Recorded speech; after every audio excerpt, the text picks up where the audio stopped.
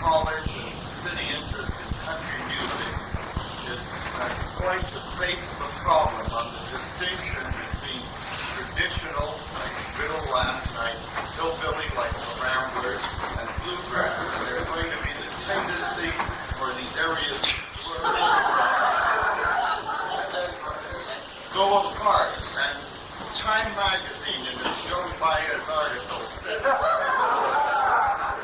bluegrass was a polite synonym for hillbilly. Well, you've indicated that it's not.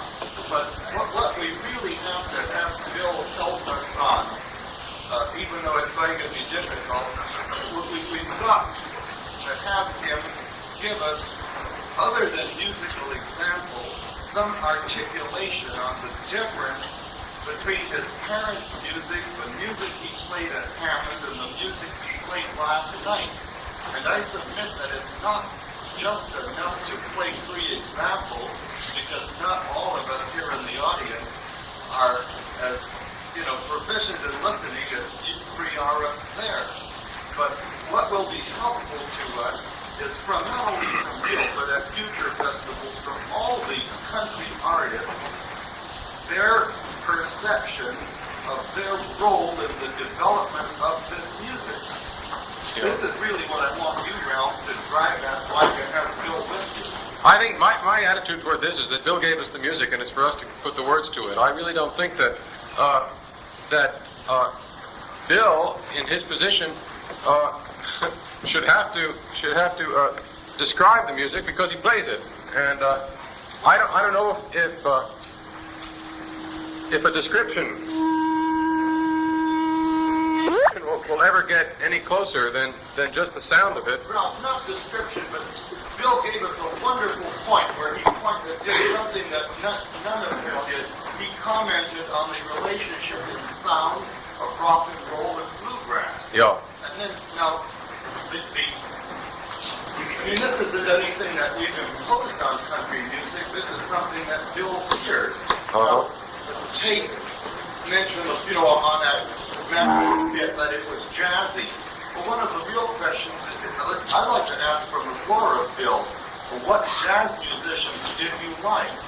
What jazz music did you listen to as you were in band? Who were your favorite jazz artists? Well, there wasn't a whole lot back in the days. Now, I just, listening to bluegrass music and watching it, I'm not a bit ashamed to say I've always been a lover of blues numbers, Old blues come from way down south. I've been a great lover of that. And it's got a wonderful time, and I've added some of that to this music, you see.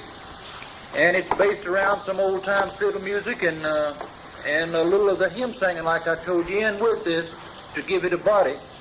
And then it's got that good solid time, that I was telling you about. You got anything you want to say there? Sure. There's a point at which you have to take Mance Lipscomb's answer to a question. How can you tell if it's the blues? And he said something like, by the sound.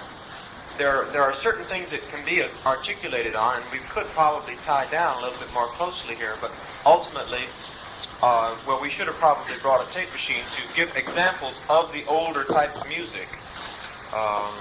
But I think that we've showed pretty well a couple of the more extremes here. I think we can. Bill, back in the days when you first came to Hamlin, there were some other fellows up here who come from Kentucky, Carl, Marty, and Doc Hopkins, people like that. Did you know those people in those days? Were they any influence on you? Well, now, talking about Carl and Hardy, they sung a real slow duet, if you remember. And they played a mandolin and a guitar. Well, just like I told you, I was going to be sure that I didn't play a mandolin like anybody. And I don't think I copied Carl on the thing. And back when we lived up here, we danced for WLS, on the stage there. We didn't play music for WLS. We danced on their road shows. Of course, I got to hear the Ridge Runners, people like that play. But the Ridge Runners played more like Charlie Poole and people like that to me. and bluegrass is the music you have to play. You have to practice every day with it. You have to play it good and clean, and you have to learn to keep your time real good. And you can't play it by yourself. You got to have a good guitar man. And you got to have a banjo man. You got to have a fiddler and a bass if you play a mandolin. You got to have 4 instruments like that, and they got to play it as good as you play it, or you won't be playing it right. There was a question, Artie. There was a question, of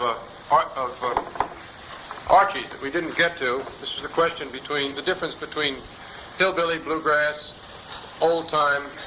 Some of these words, perhaps we can dispense with them rather quickly with a comment on each. Hillbilly was a general term that was used from I think it was the time of the Al Hopkins and the Hillbillies, wasn't it? 1926 or so. It was a term that was first of all considered derogatory, pejorative, I think. And the Hillbillies, Al Hopkins. Did you ever hear any of their old-time records, Bill? Al Hopkins and the Hillbillies? People from Watauga County, North Carolina, who had moved to Washington, came up to New York and recorded for Vocalion and later Brunswick. They made a number of really good records and were old-time musicians at heart, and took the name hillbilly, which a lot of people used to consider an insult, and they thought, okay, we'll use it and make the best of it and show them that just how good hillbilly music can be. And they played some first-rate music, and that was where the word hillbilly came into usage in 1926 about. It was used from that time on. It's sort of like a Yankee Doodle story. They turned everything around and were proud of the whole thing, and made a name for hillbilly music. About 1950, I think, was the time they started using the word bluegrass, or around 1950, to describe Bill's music and the kind of musicians who followed his trend. It was also about that time that they started using, or in the city at least, we started using the word old time to differentiate between bluegrass music and old time music. The word hillbillies more or less dropped into disuse, except by people who want to again try to throw insults at people. And Time magazine is very proud of the word. So they've dug it up, and they use the word hillbilly to generally describe the whole area of music, including not only string band music, but all of the more modern musicians on the Grand Ole Opry and on similar radio shows. It encompasses just about everything, the word hillbilly music. Old time, I think you'd use to describe the music before Bill's music, before 1939, the string band music, and the unaccompanied singing, and the auto harp, the guitar music of the Carter family, the banjo picking styles of the Coon Creek Girls and Uncle Dave. All of that's old time music. But bluegrass music covers a very small area. It's roughly, all you can do to define it is sit down and listen to some of Bill's records and some of the records of the people who followed him. You'll hear places where there are no banjos at all, where there's no mandolin at all on occasion, where there's just quartet singing, where there's just instrumental music. It's band music essentially, dance music and ballad singing and sacred song singing. Anything you'd want to add to that, Bill? Why don't you get Jimmie Driftwood to give you his opinion on it? That's an idea. Jimmie, Bill just suggested, why don't you give us your impressions on what you would call bluegrass, what you call old time? I'll just stand here. Jimmie Driftwood. I am very, very much interested in this. I think every schoolboy and girl that's 75 will know why. I taught a class in folklore at the University of Southern California this summer, and time after time this discussion came up. What's the difference between hillbilly, country, and bluegrass? And very often I would play a tune, a recording, and I'd say, now you kids all tell me what these recordings are, whether they are bluegrass, country, or hillbilly. And for the same number, you'd have all answers. You'd have all answers. Now, I don't know, maybe there's a parallel. One time we had a music called Fa Sol La music. It was in the time of back to the Elizabeth day, what? Yes.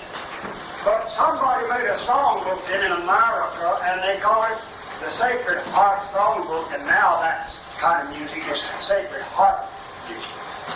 I wonder if we had a little bit of this all along, people putting some blues notes into the old time tunes, and if Bill has just really heard it in a big way where other people heard it in a little way. And in other words, if I rewrite an old song, it's a folksy song. If Bill Monroe does it, it's bluegrass. I don't know, but I tell you, we do need to know where we're going on this, because why it's embarrassing to an instructor.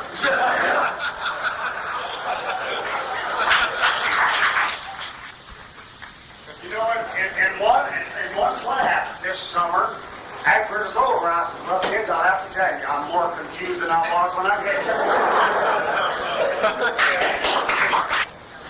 I guess there's only one thing more confusing, and that is to try to describe what folk music is. And really, all these are just an area of folk music.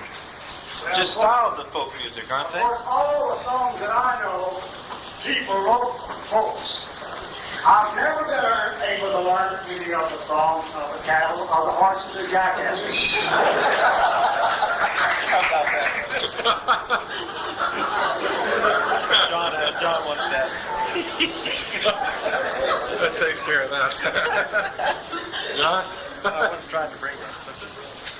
I have a question that maybe could give some small indication to questions of Bill as to where the separation might come about. How did you see the change that came over the Opry from the days when you started? How it became more electrified and more emphasized the showy aspect and less the musical aspect? Or how did it change from the farmers to the sort of commercial sound that you heard? Well, it was just something that kind of shoved down the people's throat. They didn't really want that. They didn't want that electric stuff. How do you think that happened? Well, that's for people wanting to hear electric music, you know, thinking they could really play with it, you know. It was really something. And but the good country people throughout the country that pays to come to your show, they didn't care nothing about the electric music. They had to put up with the Grand Ole Opry that way because it was on a country show down in that part, you know, and they had to listen to it. And I'll say one more thing. Down in our country in the Ozarks, we love Bill Monroe and what he has done.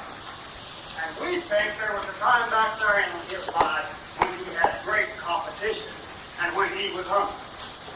And we think he had to work like hell to do something to get ahead.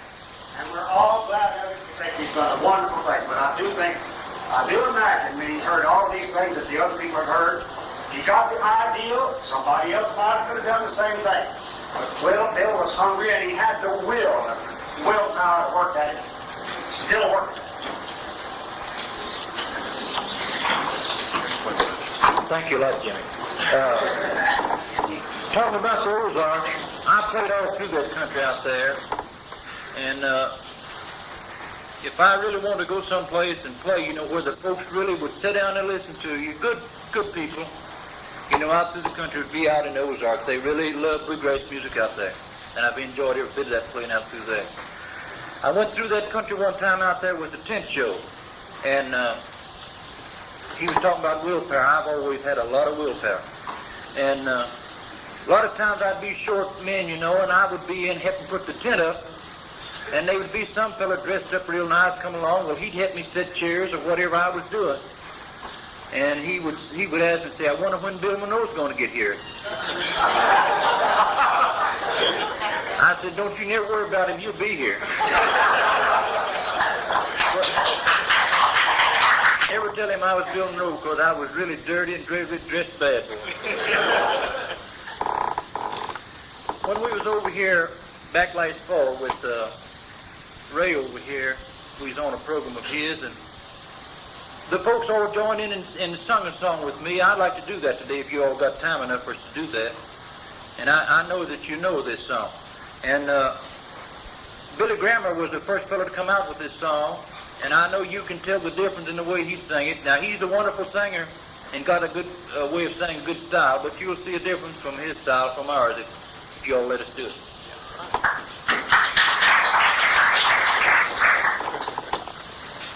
I don't want you to hold back. I want you to join right in with me. I've laid around